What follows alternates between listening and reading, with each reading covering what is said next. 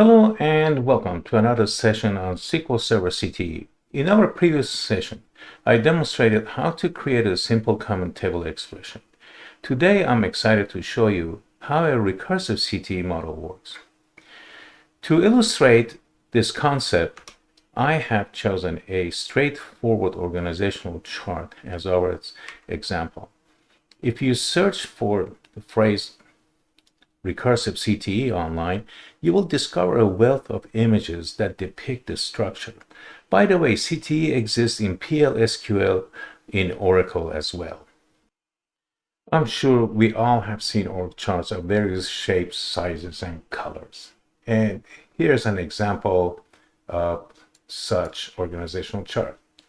Who is reporting to whom, basically. So this guy is reporting to this person, and these two reps are reporting to this one, this regional person, and nothing strange about it, right? However, for our example, what we would like to do is to start up building a table first. This table is going to be a very simple table.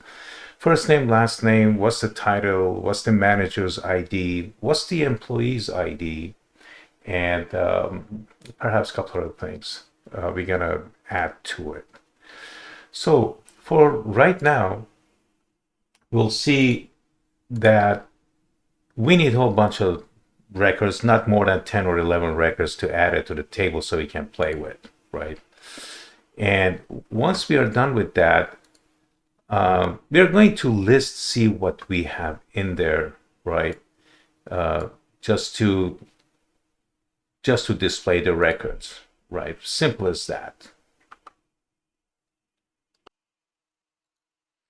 I have SQL Server Management Studio open, and most effective way to explain the concept of a recursive common table expression is through a real-world scenario that many databases encounter, or they have them in there, right? They're embedded. So while I could present the Microsoft's formal definition of what a recursive CTE is from a slide, I prefer to take a different approach to provide a clearer understanding. Every company has a departmental organizational chart. It is generally not considered as best practice if you had to create a separate table for each position title of an employee, and then try to establish references and make references to one another to build the relational components for later reviews. Back in the day, in programming languages such as C, C#, we would have leveraged methods like pointers, linked lists, and so forth to extract the data and construct a tree, and then traverse the tree to display the nodes of the tree. Now, all these complex processes are encapsulated within a recursive CTE model. I will now walk you through a simple recursive model. This is a temporary table along with the records that will be inserted in this example. Speaking of example, is sourced from Microsoft CTE definition page, and I have included the link below for your convenience down below. This is the structure of the recursive model that we are going to talk about today, and in my previous video, I demonstrated the standard CTE structure, which does not include the declaration section, which is the top part here, and nor the anchor and the recursive section.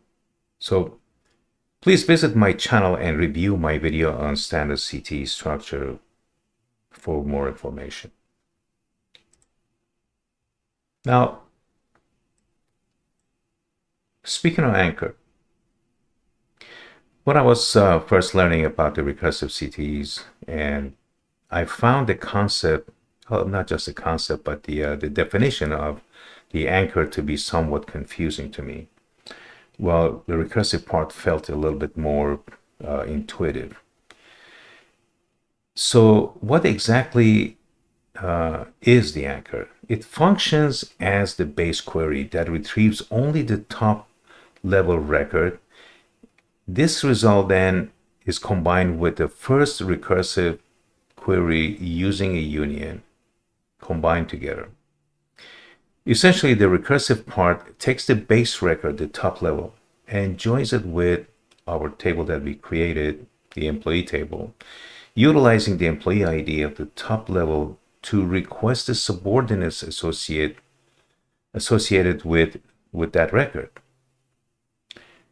And one aspect that I would like to elaborate on further is the emp level, is this. Emp level represents the number of times or iterations that recursive segment invokes the CTE org chart, which is the alias for our CTE is called org chart, until there are no more records to process. When I mention quote unquote no more records to read or process, I'm referring to completion of retrieving and displaying all managers along with their subordinates. Let's look at what the CTE returns now. Okay, so here is the entire script: the table generation, records to insert, and display. So we're going to go ahead and execute. Well, unfortunately, the output is a little bit too small to read. Probably the best is to take this to Excel and enlarge it so we can see it.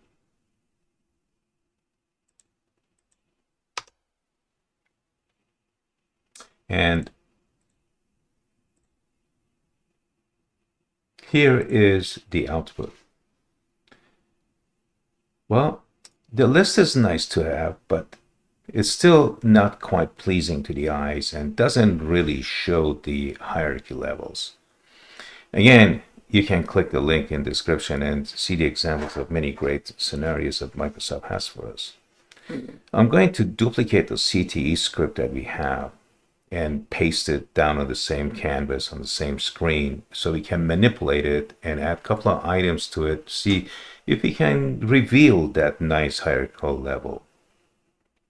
So we're going to go back to our SSMS. So I'm going to copy this as I mentioned. And remember, the semicolon must be always on the left side of the with statement if the previous statement above the with statement did not have a semicolon, which that's one of the things that Microsoft may be mandating it in the near future, that every terminating statement must contain a semicolon, kind of like Oracle does. So here's a copy of that. I'm going to add a couple of data elements in there, full name and something that would help us to sort the records so we can see the hierarchical listing much better. Call it the order list. So here's the full name and ordered list. Well, remember, we're gonna have to have both of these in not only in the union section but also in the select statement at the bottom. So we're gonna go ahead and add that. I like it this way better. There. So you see we got these red squiggly lines, which indicates doesn't know what it is. And it's true, because we really didn't declare it of any type or shape or value. So here we go. We're going to give it a data type varchar and give it 255, just in case all those iterations that they concatenate them together, it's not going to run out of space. And we're going to go ahead and use first name and perhaps give it a little space between the last name and first name. And last name. The squiggly line went away. And we would like to have the same thing for ordered lists, because after all, it's going to be concatenating and making a long string of the first name, last names, and you'll see how that works in a minute.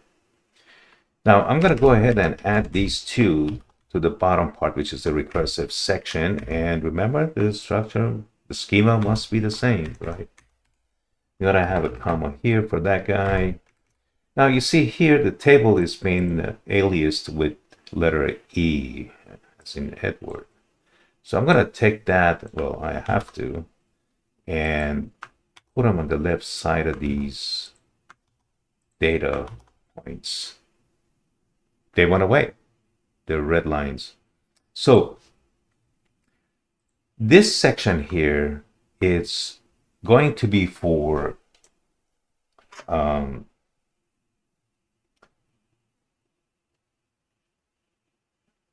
iterated or iteration, and this section in here is to list the hierarchy, right, which gonna be used for the ordering the entire output. Now for here, if I need to show the indentation, probably I need to add a couple of characters of some kind, dashes or underscores or something, that line, whatever you would like, right? So I'm going to add 2 underscores. All right, so adding an underscore is nice, but it's really not indenting. So what we can use for indentation is the level, the emp level that we were referring to earlier. So we can use the command replicate to replicate the number of these underscores based on emp level. And it gets concatenated, right? Okay, so what about the next line, which is the order list? I just need to add this one in there, so it really separates each iteration's concatenated string, right? So it's not a one long first name, last name together. It would look kind of interesting. But in addition to this, I would need one more item to add in here, and that is the ordered list. The ordered list is a concatenated list. Every time recursively goes up to the top of the CTE org chart, it adds them all together. If you don't put the order list in here, so you're just going to see one first name, last name at a time. So what else? We would need to change this from 0 to 1. Otherwise, the second line is not going to get indented. And we would like to leverage the ordered list for our sort order.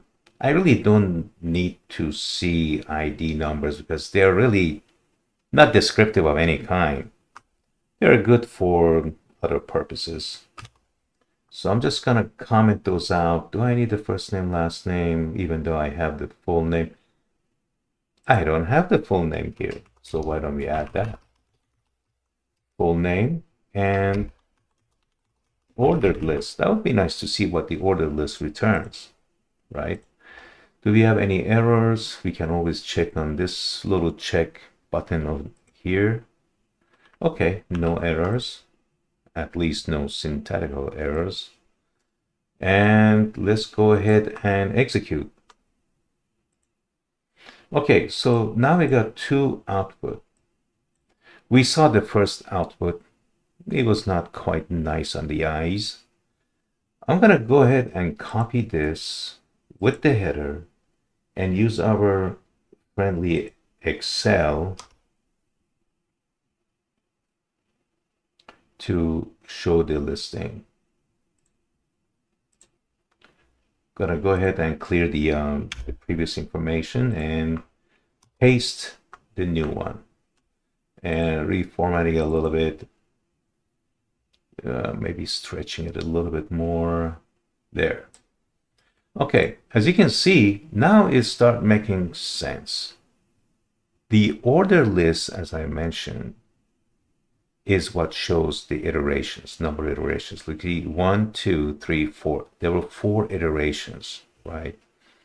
So first, the 0 and 1, it brought Winkler and Twain, right? And so on and so forth. So you can see in here, John, and John has 3 people reporting to him: Dwayne, Jack, and Mansour, right? You see they got 2 underscores, or 4 actually, right? And Mayor reports to Dwayne, and these 2 report to Jack, and Lord Keynes report to Mansour. All right, I'm going to go back to our previous SSMS.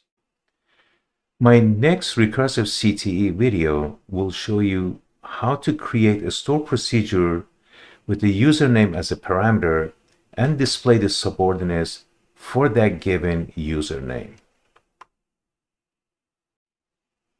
Thank you so much for taking your time to watch today's session. If you found the material helpful, I invite you to subscribe to my channel. Your comments and suggestions are invaluable and play a crucial role in helping me enhance future content. I would love to hear about the key takeaways you gained from this session today, and what you learned, and what topics you would like to see explored in the future. Wishing you a fantastic day ahead.